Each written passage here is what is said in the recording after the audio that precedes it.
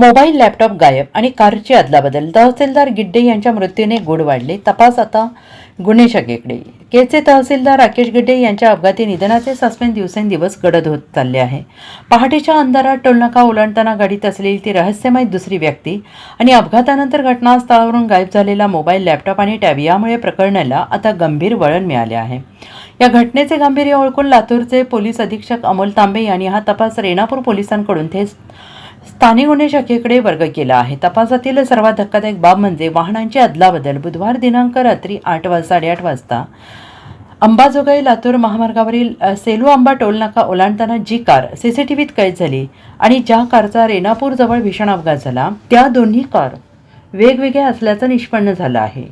तहसीलदारांसारख्या जबाबदार अधिकाऱ्याला प्रवासात कार बदलण्याची गरज का भासली? या प्रवासात त्यांच्यासोबत तिसरी व्यक्ती दुसरी कार घेऊन चालली होती का? या दृष्टीने आता गुन्हे शाखेचे पोलीस निरीक्षक सुधाकर भावसार तपास करत आहेत. Bureau report, SBN Marathi.